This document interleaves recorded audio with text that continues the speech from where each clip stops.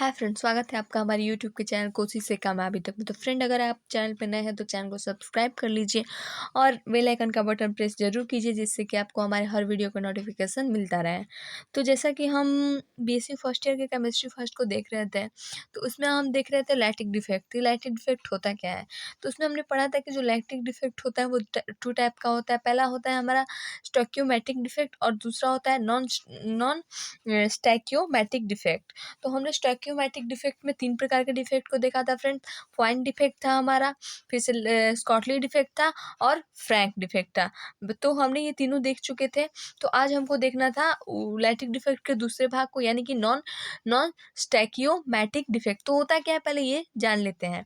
तो जैसा कि यहाँ पर लिख रखा है कि ऐसे कंपाउंड यानी कि ऐसे यौगिक जिनमें एटन यानी कि एटम है, ये जिनके एटम है, सॉरी ये एटम है स्टूडेंट।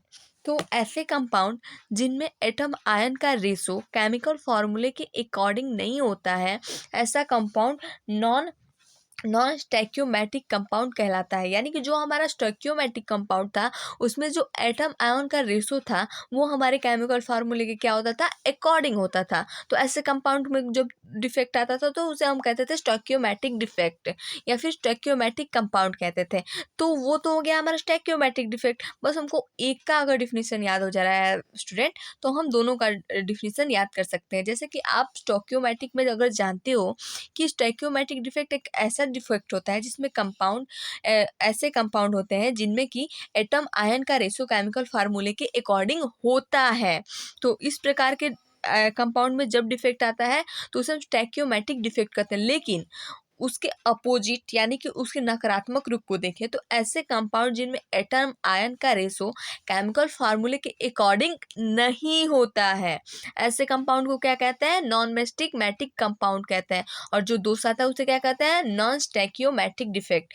दूसरा जो टॉपिक आता है फ्रेंड वो होता है सेमी कंडक्टर। मोस्ट इंपॉर्टेंट है, कई बार पूछा जा चुका है, तो थोड़ा ध्यान से पढ़िए क्या होता है नॉन कंडक्टर।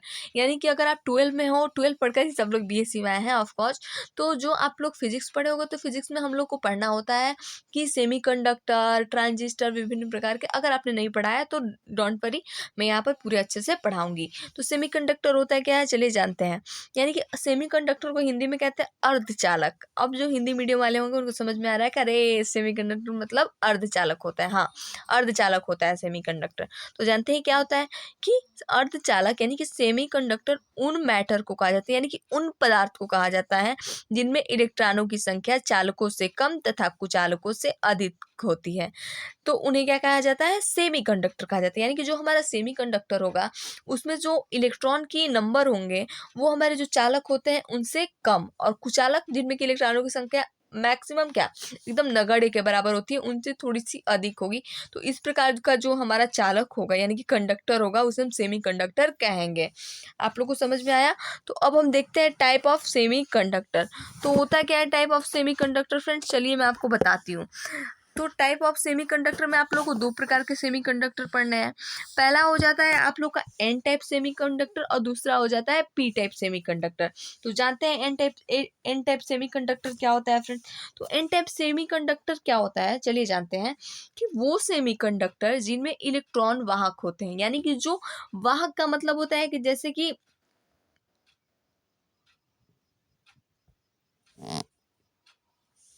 वाहक का मतलब होता है फ्रेंड, जैसे कि आप लोगों को मतलब कहीं जाना है तो उसके लिए आप ट्रेन पकड़ते हो, तो ट्रेन क्या हो गया, वाहक हो गया। इसीलिए इलेक्ट्रॉन जो होते हैं ये वाहक होते हैं एन टाइप सेमीकंडक्टर में। वो सेमीकंडक्टर जिनमें इलेक्ट्रॉन वाहक होते हैं उन्हें एन टाइप सेमीकंडक्टर कहते हैं। वही पी टाइप सेमीकंडक्टर किसे कहते हैं, वे सेमीकंडक्टर जिनमें होल यानी कि होल वाहक होते हैं उन्हें पी टाइप सेमीकंडक्टर कहते हैं। जैसे यहाँ पर फिगर दिखा रखा है, देखिए आप लोग ध्यान से देखिए। ये आप लोग का एन टाइप हो गया जिसमें वाहक कौन है, यानी कि वाहक कौन है, इसमें इलेक्ट्रॉन है, और इसमें कौन है, पी टाइप में होल है। तो बस थोड़ा सा लिखना है, शॉर्ट क्वेश्चन आता है इस पर, शॉर्ट नोट्स लिखने को आते हैं कंडक्टर पे, सेमीकंडक्टर पे। तो आप ये दोनों लिख सकते हो, सेमीकंडक्टर को डिफाइन करके फिर लिख सकते हो कि सेमीकंडक्टर जो होता है वो 2 टाइप का होता है। पहला होता है एन टाइप और दूसरा होता है पी टाइप, और ये फिगर बना सकते हो, अच्छा खासा मार्क्स मिल जाएगा। अब तो ये बहुत ही मोस्ट इंपॉर्टेंट टॉपिक, मैं तो 100% कहूँगी ये इंपॉर्टेंट है। एग्जाम में भी हर क्वेश्चन सेट में होगा आप लेकर, जो भी यूनिवर्सिटी से आप हैं उस यूनिवर्सिटी से ये बहुत ही इंपॉर्टेंट क्वेश्चन होता है। चलिए जानते हैं क्या है आपका इंपॉर्टेंट क्वेश्चन। तो क्वेश्चन क्या है, लैटिक एनर्जी।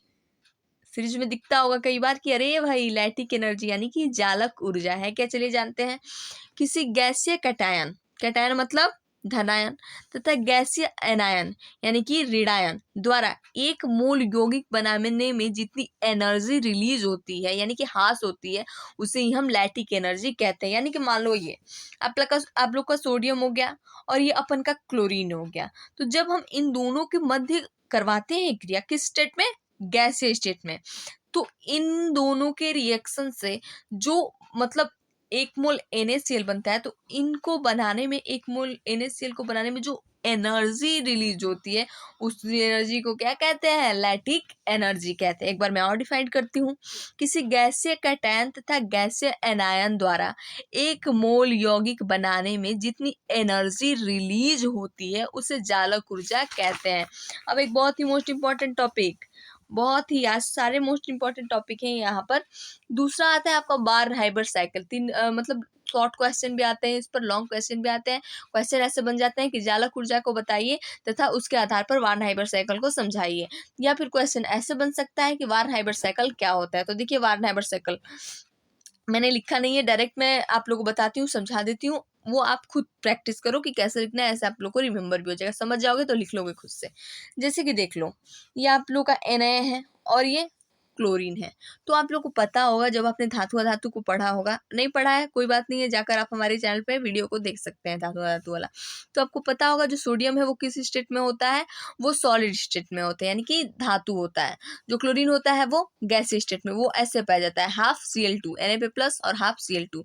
तो इसको जब हम बदलेंगे गैसीय स्टेट में, तो पहले तो इसमें क्या लगेगी, स्टेबिलिटी लगेगी, स्टेबिलिटी एनर्जी SI, तो ये बदलेगा ऐसे। फिर इसको जो मतलब इलेक्ट्रॉन देने वाली एनर्जी क्या होती है, कि इलेक्ट्रॉन निकालने में जो एनर्जी होती है उसे हम आयोनाइजेशन एनर्जी कहते हैं। पढ़ा चुका है, अगर नहीं देखा है तो जाकर देख ले। तो वो आयोनाइजेशन एनर्जी लगेगी, फिर ये क्या करेगा, इलेक्ट्रॉन देगा यानी कि त्यागेगा। तो ये तो यहाँ तक प्रोसेस समझ में आया। फिर Cl2 का समझते हैं क्या होता है। ये आपका Cl2 है, तो यहाँ पर हाफ डिटरमाइजेशन एनर्जी लगेगी, यहाँ पर हाफ, ठीक, प्रॉब्लम नहीं है, नहीं है। तो डी जो है वो डिसोकेशन एनर्जी है, तो वो लगेगी, तो ये फिर Cl में चेंज होगा। Cl में चेंज होगा तो ये अडाप्ट कैसे करेगा, उसमें इलेक्ट्रॉन एफिनिटी लगेगी यानी कि ग्रहण करने वाली ऊर्जा। तो जब ये दोनों गैसीय स्टेट में आ जाएंगे, अब ये भी गैसीय स्टेट में, ये भी गैसीय स्टेट में, तो जब ये गैसीय स्टेट में आ जाएंगे तो इनसे क्या बनेगा, एक मोल NaCl। तो it's called born Haber cycle. Okay, तो जब स्टेट में हो यानी कि लेने देने की दोनों अवस्थाएं समान हो, तो उसे बार हाइबर साइकिल कहते हैं। आप इस प्रकार से रिप्रेजेंट कर सकते हो, अगर ना भी लिखो तो अच्छे मार्क्स मिल जाएंगे, बहुत अच्छे, कोई काट नहीं सकता है एक भी नंबर। फॉर्मूला क्या आ जाता है यहाँ से, फॉर्मूला बहुत इंपॉर्टेंट है, आप लोग याद कर लो। Delta HF is equal to S plus half DE plus IE plus EA plus LI। एक एक को मैं बताती हूँ कौन क्या है, आप लोग देखते जाओ। डेल्टा HF क्या है student, heat of formation. D क्या है, डिसोकेशन एनर्जी। आई क्या है, आयोनाइजेशन एनर्जी। आई क्या है आपका, इलेक्ट्रॉन एफिनिटी। LI क्या है, लैटिक एनर्जी। एस क्या है, हीट ऑफ सब्लिमेशन। ओके, अब क्या है, ये थोड़ा सा बहुत इंपॉर्टेंट टॉपिक है, मे भी कभी कभी पूछ देता है, तो पढ़ लो। तो सॉल्वेशन एनर्जी क्या है, यानी कि विलायक ऊर्जा। देखते हैं जल्दी से। जब कोई आयन, केटायन या एनायन किसी सॉल्वेंट के संबंध में आता है यानी कि विलायक के संबंध में आता है, तो सॉल्वेंट तथा उस आयन के मध्य जो अट्रैक्शन फोर्स लगता है उसे हम सॉल्वेशन एनर्जी कहते हैं। यानी कि कोई सॉल्वेंट है, मान लो पानी है, पानी कैसे हो सकता है यार, हाँ पानी हो सकता है, आपने विलयन पढ़ा होगा, तो विलय होता है और विलायक होता है। तो जब हम पानी और चीनी का घोल बनाते हैं तो चीनी उसमें विलय हो जाता है और पानी क्या हो जाता है, विलायक हो जाता है। तो मान लो पानी हो गया। तो जब हम जल को किसी आयन के संपर्क में लाते हैं, तो उस जल के अणु तथा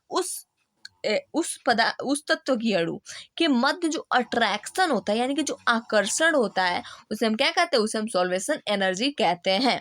तो फ्रेंड, अगर आज का वीडियो अच्छा लगे तो लाइक कीजिए, कमेंट कीजिए और अगर चैनल पर नए हैं तो चैनल को सब्सक्राइब कीजिए और बेल आइकन का बटन प्रेस जरूर कीजिए, जिससे कि आपको हमारे हर वीडियो का नोटिफिकेशन मिलता रहे। और क्योंकि ये वीडियो बीएससी फर्स्ट ईयर के स्टूडेंट्स के लिए खास तौर पे बनाई जा रही है, तो वो ये देखें और अगर देख रहे हैं तो लाइक करें, और अगर नोट्स चाहिए तो मुझे कमेंट बॉक्स में लिख कर भेजें। मैं आप लोग को सारे नोट्स दे दूंगी, चाहे वो जूलॉजी का हो, बॉटनी का हो या केमिस्ट्री का हो। थैंक्स।